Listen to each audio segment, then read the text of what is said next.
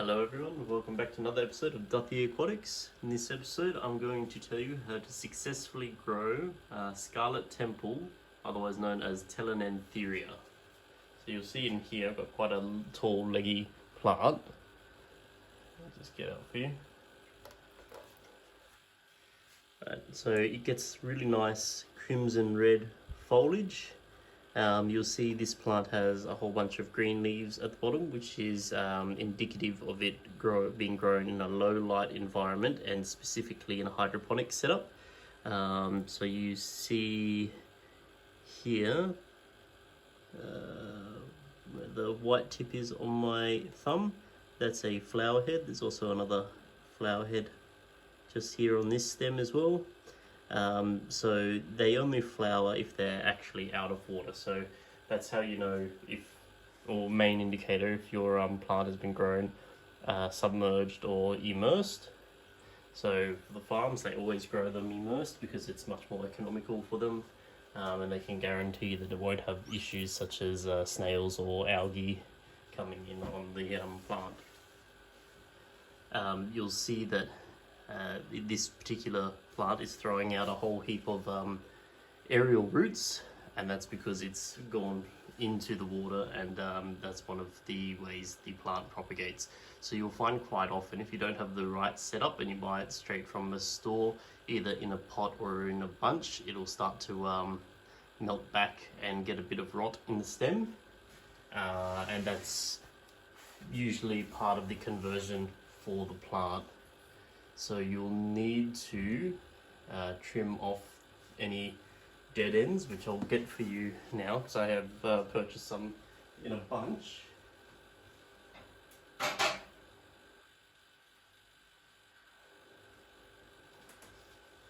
So you'll see these ones right at the end here. They're quite soft on the ends. No roots or anything like that. They're one of the ones that came in as a bunch from the wholesaler. So they get about 4 or 5 stems. They wrap them up with tie wire or elastic bands, and quite often that will cause a crush trauma to the stem of the plant. If you don't cut that off when you get it from the store, what will happen is a rot will set into the stem, and it will most likely either make it very difficult to keep the plant in the ground or rot all the way up the stem and end up killing the plant.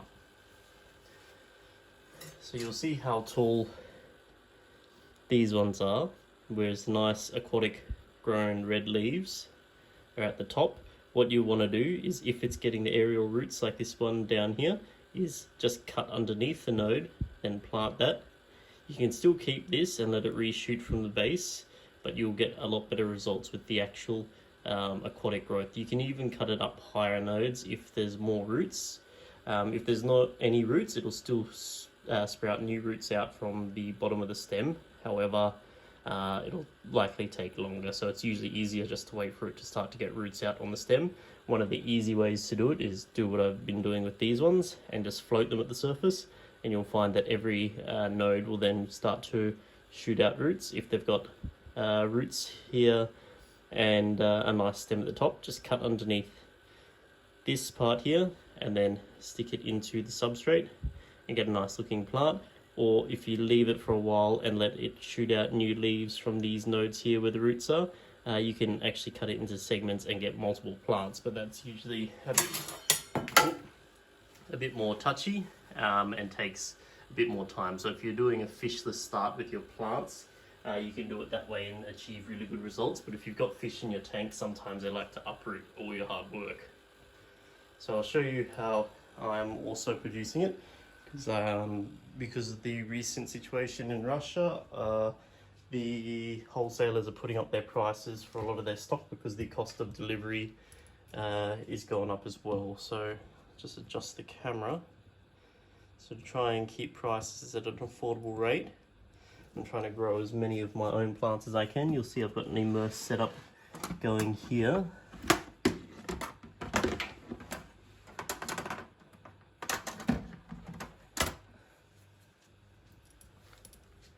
And you'll notice a lot of the growth is quite red or a very dark green. So you'll see down here On the camera it's coming up as a very dark green, but in person if you were to look at these you would say that they're blood red or crimson red. So I'm growing them in a much higher humidity environment, so that's helping them grow as a plant that converts easier to a submerged environment. And all I'm using is a hairspray bottle, very high tech, with a little bit of hydroponic fertilizer every day or twice a day. I'll give them this down like that just to keep the humidity up. Because obviously being in Australia, we've got very hot summers, and even though it's March and technically autumn, it's still stinking hot here. So if I don't keep that moisture levels up, quite often the plants will keel over and die. That's also how I was able to grow these Telanthera Renicii red minis. Was in a similar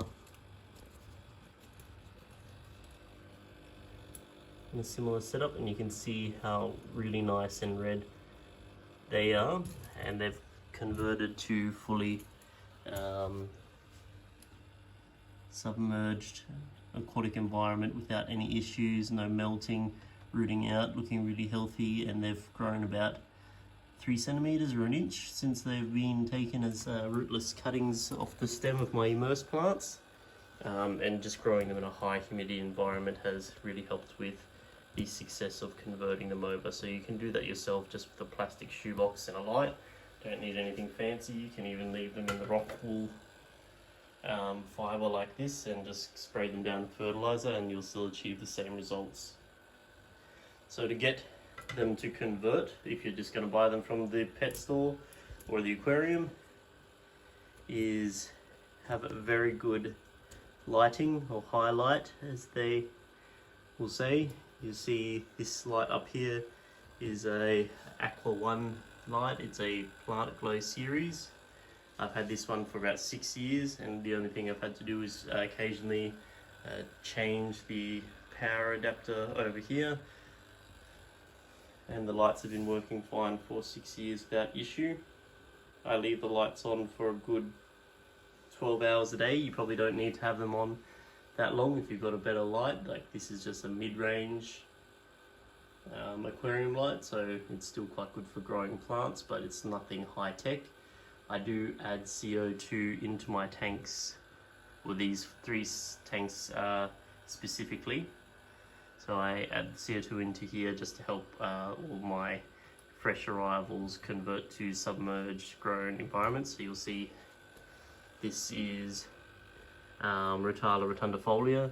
You'll notice the leaves are really round and the foliage is pale. That's because this is all immersed growth.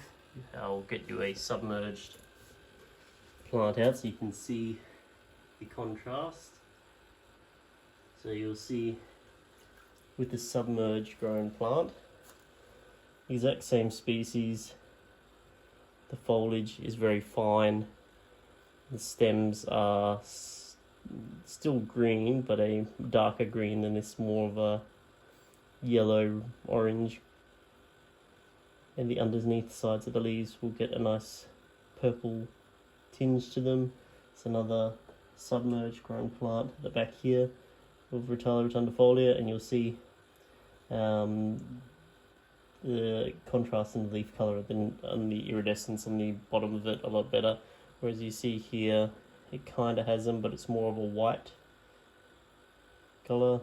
All the new growth on these will start to come out very fine like these, and the Telanthera will do the same thing. So its immersed growth is really green, and you'll see it'll go yellow and start to melt away.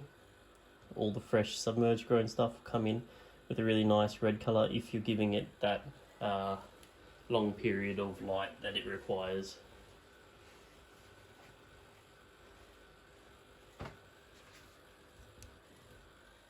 So when it comes to fertilizing Telanthera or Scarlet Temple, I go with either the root tab method or just dosing the water directly. You don't need a high iron fertilizer to be successful with it. I just use a general purpose aquarium fertilizer, including, if I can find where I put them,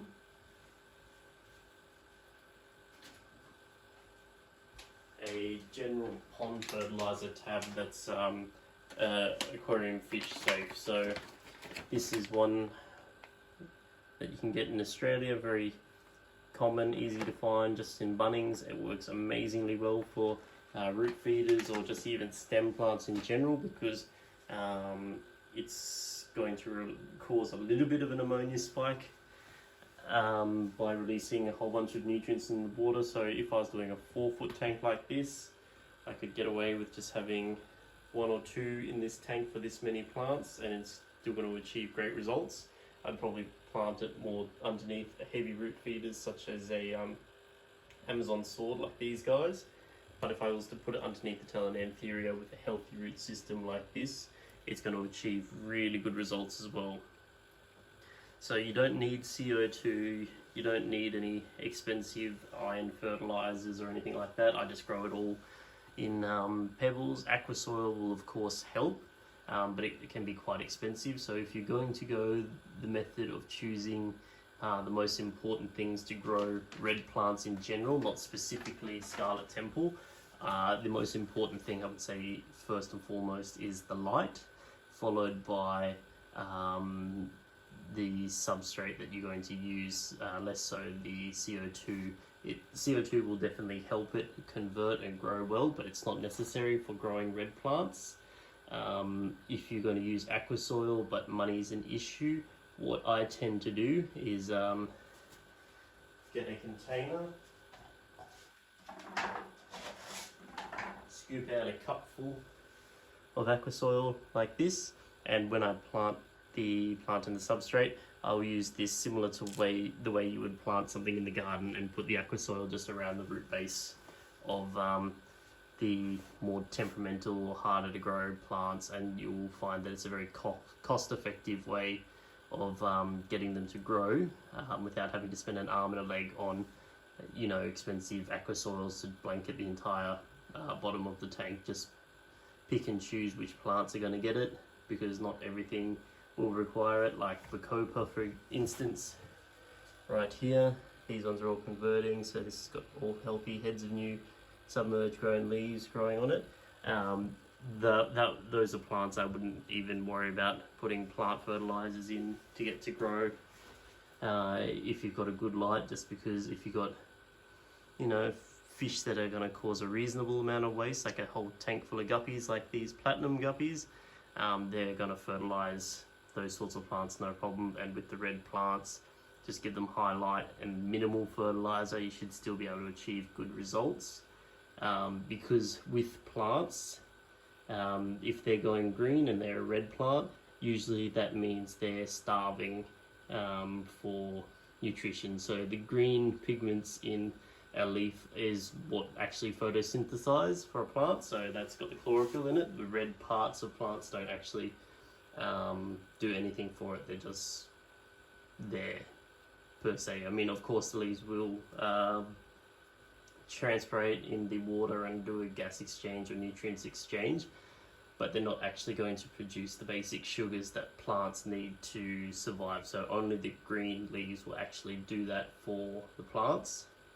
So if you've got a red plant, whether it be Renihii, Red Mini or Scarlet Temple or one of the red Ritalas, and they're going green, usually that means you need to increase the light so that they don't have to produce as many green leaves to get their basic sugars coming into their system. Or if you've already got a really good light, just give them a small dose of a comprehensive fertilizer, and that will solve that problem for you. As for the pH, I'm one of those people that never tests their pH. I do know the part of Australia I'm in, we've got reasonably hard water, so it comes out about 7.5 to 8, and so far so good for all the plants that I've ever had come in here. So I think if you've got really soft water, maybe you can have an issue, but generally no. The only other thing to keep in mind with not just red plants but all plants in general is you don't want the temperature creeping up really high. So the hotter the water is, the more likely you are to have stress for a plant that's either converting if it's new, or if it's established plants. High temperatures will still cause a whole bunch of melt because it'll cause a stress on the plant, particularly in crypts. And in stem plants, usually it'll cause them to just melt away and die entirely.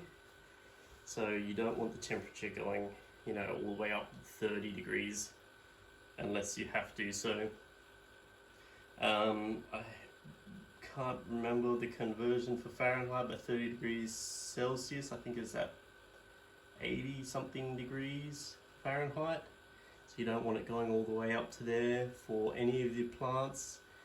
That will cause a huge amount of issues. And even though we've got reasonably hard water coming out here, just to control calcium, because plants and fish both need calcium, I always make sure I've got a little bit of crushed coral or a clamshell or something in all of my tanks, and have not had any issues with deficiencies in that regard. So I don't really know what else you'd need to know for growing these. If you have any questions, please leave a comment.